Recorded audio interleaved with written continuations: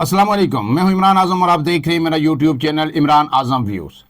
नाज़रीन, साबिक सदर डॉक्टर आरफ अलवी इस वक्त इमरान खान के रिहाई के मिशन पर अमेरिका में मौजूद हैं। अमेरिका में उन्होंने मीडिया से गुफ्तगू की, एक चैनल को उन्होंने इंटरव्यू दिया और उस इंटरव्यू में उन्होंने जो पाकिस्तान की इस्टेब्लिशमेंट है या पाकिस्तान की हुकूमत है उसके ख़िलाफ़ मुकम्मल चार्ज शीट पेश की है। और जो सूरत हाल है जिसका पीटीआई को गुज़श्ता 2-2.5 साल से सामना है, वो तमाम चीज़ें उन्होंने मीडिया में खुल के रखी हैं। वो इंटरव्यू और रिपोर्ट भी हुआ है, उसके मंदरजात में आपके सामने रखता हूँ और फिर आपको बताऊँगा कि ये कितना अहम है और इसका इम्पेक्ट कितना आ सकता है। लेकिन इसके साथ उससे भी एक बड़ी खबर सऊदी अरब से आई है कि सऊदी अरब में एक बड़ा, आप कह सकते हैं कि एक सफारती धमाका हुआ है, बड़ा अनप्रेसिडेंटेड है, जिसकी तवक्को नहीं थी कि इतने जल्दी ऐसा हो जाएगा सदर डोनाल्ड ट्रंप के आने के बाद। और उस पर जो है पूरी दुनिया को तशवीश है, बिलखुसूस जो यूरोपीय ममालिक हैं उनमें एक बिल्कुल हलचल मच गई है कि ये क्या हो गया है। उस खबर पे भी आपके सामने तफसीलात शेयर करूंगा और बताऊंगा कि सऊदी अरब जिसने फ़लस्तीन के मामले पर बड़ी ही एक तगड़ी पोजीशन दी थी अमेरिकी बयानात को लेके, डोनाल्ड ट्रंप के बयान को लेके, जब कहा गया था कि गज़ा से फ़लस्तीनी को डिस्प्लेस किया जाएगा और गज़ा को असर नो आबाद किया जाएगा और जो अहले फ़लस्तीन हैं, फ़लस्तीन के जो लोग हैं, उन्हें उर्दन में जो है घर बना के दिए जाएंगे और वहाँ पे रखा जाएगा। तो इस पे जहाँ पूरी मुस्लिम दुनिया ने, अरब ममालिक ने बड़ा स्ट्रांगली रिएक्ट किया था, वहाँ जो है सऊदी अरब ने भी,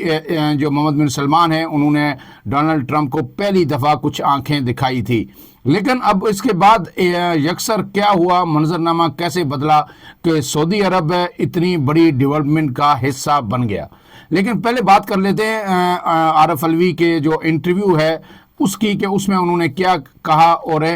किस तरह के उन्होंने इल्ज़ामात आयद किए हैं पाकिस्तान की हुकूमत पे और इस्टेब्लिशमेंट पे। साबिक सदर जो है आरफ अलवी, आपको पता है पीटीआई दौर में सदर रहे, पीटीआई के बड़े जो अहम रहनुमा हैं और जो शुरू से जो इमरान खान के साथ रहे उन लोगों में उनका शुमार होता है। उन्होंने अमेरिकन मीडिया फॉक्स 2 के प्रोग्राम दी प्लस में गुफ्तगू की है और उसमें उन्होंने क्या कहा, उन्होंने कहा है कि मैं साबिक वज़ीर आज़म इमरान खान की रिहाई के मिशन पर अमेरिका में हूँ। अब ये नहीं पता कि इस इंटरव्यू के बाद उनका दौरा कितना तवील हो जाएगा, क्या वो पाकिस्तान वापस आएंगे या नहीं। मुझे नहीं लगता, अगर वो आएंगे तो शायद उन्हें कुछ नताइज भी इस इंटरव्यू के जो है भुगतना पड़े। तो उन्होंने आरफ अलवी ने अपने इंटरव्यू में कहा है कि सदर ट्रंप ने डीप स्टेट के असर और रसूख को कम करने की कोशिश की और इमरान खान की भी यही कोशिश थी।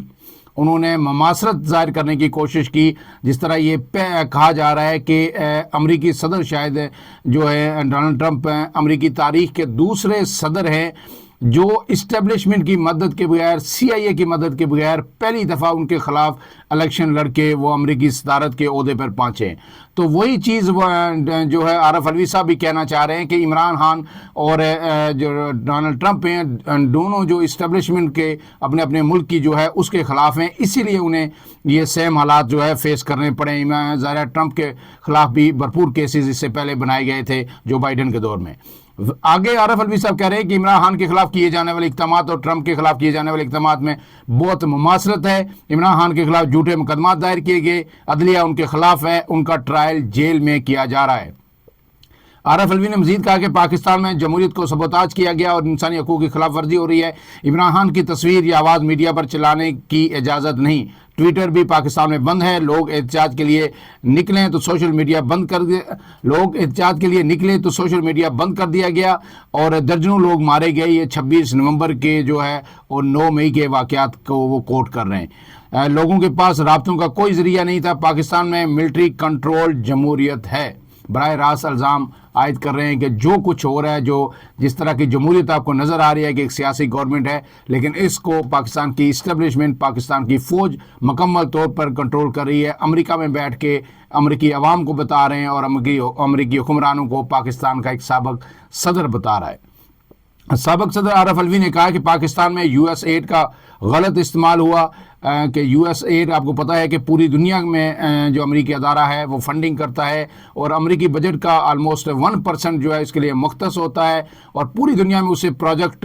لانچ کیے جاتے ہیں، اور پاکستان میں بھی بہت بڑی فنڈنگ کرتا ہے وہ، تقریباً جو 68 ارب روپے سے زائد کی رقم جو ہے امریکہ ہر سال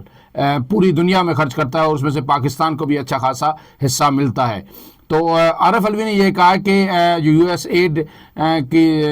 جو پروگرام تھا، جو پیسے تھے الیکشن کے دوران، یو ایس ایڈ نے الیکشن کمیشن کو $17 ملین فراہم کیے، الیکشن کمیشن آف پاکستان کو، اس کی بات کر رہے ہیں عارف الوی صاحب، اور انہوں نے کہا ہے کہ اس سے الیکشن کمیشن نے کیا الیکشن کمیشن نے 8 فروری کو تاریخ کی بدترین دھاندلی زدہ الیکشن کروائے، اور اس کا نتیجہ اب یہ سامنے ہے کہ ایک جعلی حکومت پاکستان میں بیٹھی ہوئی ہے۔ یہ ساری چارج شیٹ جو عارف الوی صاحب نے امریکہ میں پیش کر دی پاکستان کے خلاف، اور اب دیکھنا یہ ہے کہ اس کا رد عمل کیا آتا ہے۔ ڈیفینیٹلی اسٹیبلشمنٹ کی جانب سے بھی آئے گا، حکومت کی جانب سے بھی آئے گا، اور اس پہ رد عمل دیا جاتا ہے یا ان چیزوں کو کاؤنٹر کرنے کی کوشش کی جاتی ہے، جو میرے خیال میں ان آئندہ 4 سے 6 8 دنوں میں کچھ نہ کچھ نتائج سامنے آئیں گے، جو ہڈیالہ جیل میں جو مذاکرات پس پردہ ہو رہے ہیں۔ ہم آپ کو بار بار یہ بتا رہے ہیں کہ ہڈیالہ جیل میں مذاکرات ہو رہے ہیں، اور ان کا آؤٹ کم کوئی نہ کوئی آئے گا۔ اگر عمران خان صاحب مان جاتے ہیں تو پھر تو چیزیں بہت تیزی سے آگے بڑھیں گی، اگر نہیں مانتے تو پھر شاید یہ چیزیں ریورس ہوں اور پی ٹی آئی کے لیے مزید مشکلات کا سامنا کرنا پڑے۔ اب اس کے بعد آتے ہیں دوسری خبر پہ۔ دوسری خبر ہے کہ ریاض میں سعودی جو دارالحکومت ہے وہاں پہ ایک اعلیٰ سطح اجلاس ہوا، اور بہت اہم ترین اجلاس ہوا۔ اس میں کون شریک ہوئے؟ ٹوٹل اس میں 7 لوگ شریک ہوئے۔ 7 لوگوں کا ایک بند کمرہ اجلاس تھا۔ اس میں 2 میزبان تھے سعودی، جس میں ایک سعودی وزیر خارجہ تھے اور ایک شاید قومی سلامتی کے مشیر تھے سعودی عرب کے، اور اس کے ساتھ 3 امریکی تھے اور 2 روسی حکام تھے۔ ان مذاکرات میں جو بنیادی طور پر مذاکرات کا نقطہ یہ تھا کہ روس اور یوکرائن کے درمیان جو جنگ ہے اس کو بند کرایا جائے۔ آپ کو پتہ ہے کہ اس سے پہلے جو بائیڈن انتظامیہ کی یوکرائن کو مکمل حمایت حاصل رہی ہے، جو CIA کی حمایت حاصل رہی ہے، اور پورے یورپ کو جو جہاں ان کے وسائل استعمال کرتا ہے امریکہ، پورے یورپ میں امریکہ کے اڈے موجود ہیں، لیکن امریکہ سب کی حفاظت کی ذمہ داری بھی امریکہ ہی نے لے رکھی ہے۔ امریکہ ہی انہیں شے دیتا ہے، ہر طرح کی پروٹیکشن بھی دیتا ہے، کیونکہ یورپ کے بے شمار ممالک جو ہیں وہ ظاہر ہے فوجی طور پر اتنے مستحکم نہیں ہیں، کچھ ممالک تو ہیں، لیکن ان کو اوورآل جو پروٹیکشن ہے وہ امریکہ کی ہی حاصل ہوتی ہے۔ اس لیے یورپ کو یہ تھا کہ جو یوکرائن کا معاملہ ہے اس میں جو ہے امریکہ ہر وقت ہمارے ساتھ کھڑا ہوگا، لیکن اب امریکہ نے روس کو لا کے مذاکرات کی میز پر بٹھا دیا۔ باضابطہ براہ راست مذاکرات کیے گئے، لیکن اہم بات یہ ہے کہ جو جنگ بندی کا اہم فریق یوکرین ہے اس کا کوئی نمائندہ ان مذاکرات میں شریک نہیں ہوا۔ وہ میں تفصیلات آپ کے سامنے رکھ دیتا ہوں کہ یہ غیر معمولی یعنی اجلاس تھا، غیر معمولی صورتحال تھی، اور اس میں یہ بند کمرے میں یہ اجلاس ہوا، اور ٹوٹل 7 لوگوں نے اس میں شرکت کی۔ اس میں 3 میں نے آپ کو بتایا کہ امریکی سینئر اہلکار تھے، 2 رشین تھے اور 2 سعودی حکام تھے، اور اس میں یہ جو لوگ شامل ہوئے ہیں اس میں امریکہ میں امریکی سیکرٹری خارجہ جو ہیں جو ہے وہ اس میں موجود ہیں، اس کے ساتھ نیشنل سیکیورٹی کے مشیر موجود ہیں، اور ایک تیسری شخصیت جو ڈونلڈ ٹرمپ کے قریبی دوست تھے وہ ان مذاکرات میں شریک ہوئے۔ جبکہ جو روس کی جانب سے جو خارجہ امور کے مشیر ہیں وہ اس میں شامل تھے، اور ساتھ ان کے جو ہے سیکیورٹی جو قومی سلامتی کے ایک مشیر ہیں جو پہلے امریکہ میں جو ہے روسی سفیر بھی رہے، انہیں پتہ ہے کہ امریکی حکام سے کس طرح بات کرنی ہے، اس لیے ان کو بھی ان مذاکرات میں رکھا گیا ہے۔ جبکہ سعودی عرب سے کی جانب سے وزیر خارجہ جو ہیں شہزادہ فیصل بن فرحان اور مشیر قومی سلامتی امور مسعد بن محمد ایبان جو ہے اس میں شامل ہوئے۔ اب ان مذاکرات کے بعد جو ہے یہ فیصلہ کیا گیا، جب یہ لوگ باہر آئے ان سے بات ہوئی جو امریکہ کے سیکرٹری خارجہ ہیں ان سے بات ہوئی تو انہوں نے کہا کہ مذاکرات مثبت سمت میں آگے بڑھ رہے ہیں اور پہلا قدم بہت ہی اچھا تھا، اور روس جو چاہتا ہے کہ مزید جو ہے لوگوں کی جانیں ضائع نہ ہوں۔ آپ کو پتہ ہے کہ اس سے پہلے ڈونلڈ ٹرمپ نے بھی ٹیلی فونک رابطہ کیا تھا روسی صدر سے، اور وہ بڑے پرامید تھے کہ جی بہت جلد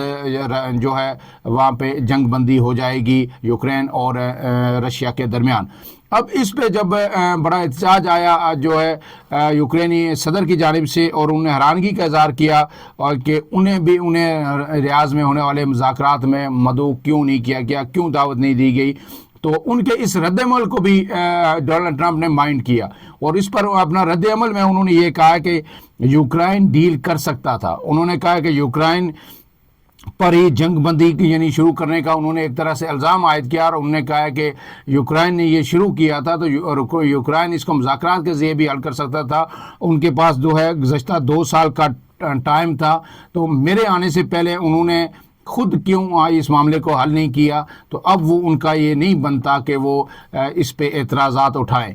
اس کے بعد جو ہے اس سے پہلے جب BBC نے ایک سوال کیا تھا اسی حوالے سے کہ آپ کی جب بات ہوئی ہے ان سے، تو آپ نے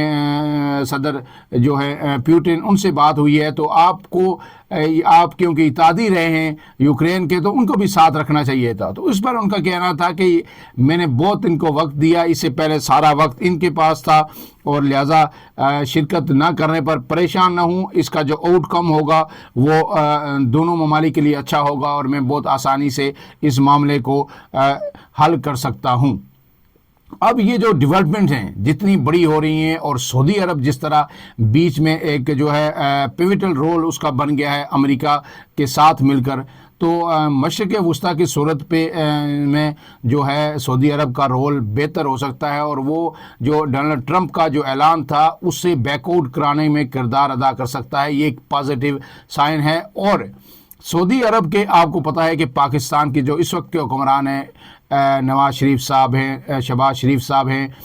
ان سب کے ساتھ تعلقات بہت ہی اچھے ہیں، اور جتنا ان کی پینیٹریشن یا کلوزنس امریکی انتظامیہ کے ساتھ ہوگی وہ پاکستانی حکومت کے لیے بھی اچھا ہے اور پاکستانی اسٹیبلشمنٹ کے لیے بھی اچھا ہے۔ تو اب جو امیدیں جو PTI کی تھیں امریکی حکومت سے، وہ لگ رہا ہے کہ آہستہ آہستہ وہ مان پڑ رہی ہیں،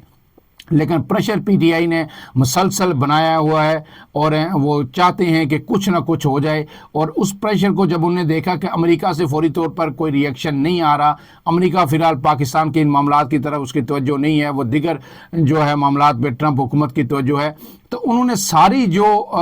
اپنی توانائیاں صرف کی وہ اسٹیبلشمنٹ کو دباؤ میں لانے کے لیے کی، اور تنقید کا سارا رخ جو ہے کمپین کا پروپیگنڈے کا رخ جو ہے وہ اعلیٰ جو فوجی قیادت ہے اس کی جانب موڑ دیا ہے، اور اب وہ چیزیں جو ہے میرے خیال میں کسی نتیجے پہ پہنچنے کی طرف تیزی سے بڑھ رہی ہیں۔ فی الحال کے لیے اتنا ہی۔ عمران اعظم کو اجازت دیجیے، اللہ حافظ۔